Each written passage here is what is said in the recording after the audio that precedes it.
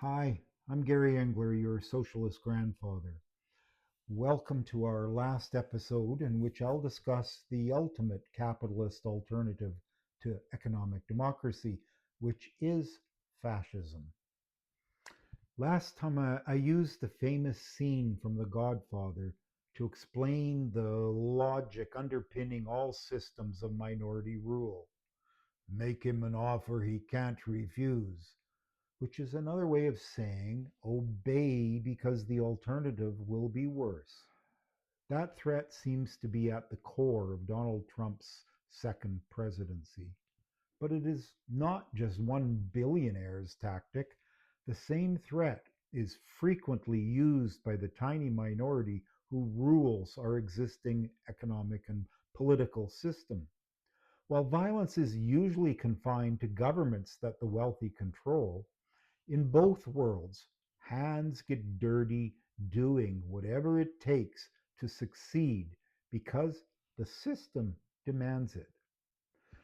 This is why environmentalists who look for capitalist solutions to global warming are either extremely naive or in the pay of corporations.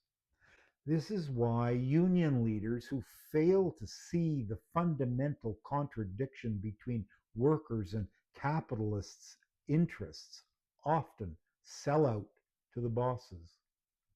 This is why, in the long run, there can be no capitalism with a human face. If the 0.1% who own and control most of our economy want to keep their power, they will act as capitalists have always acted. They will grab as much profit for themselves as they can and pass the environmental costs on to the rest of us. They will try to reduce wages to increase their profits. They will demand war for the same reason. They will manipulate what little democracy we have to get their way. They will attempt to overthrow that democracy if it threatens their existence. They have no choice. Greed, self interest, and relentless drive to increase their profits are the foundations upon which capitalism is built. Those who believe in minority rule will not hesitate to destroy the pretend democracy we currently enjoy in order to hold on to their power. When the only two alternatives on offer are authoritarianism or a dead end status quo, it's no surprise that even some workers choose the big lie and great leader. Most of us want neither, but are too tuned out to do anything about it. The only way out of this mess is to give billions of people something to believe in. Capitalism offers the dream of individual wealth, but most people understand this is only available to the very, very few. Authoritarianism offers the dream of a return to a fairy tale past where people like me were in charge, usually when men were men and women obeyed their husbands.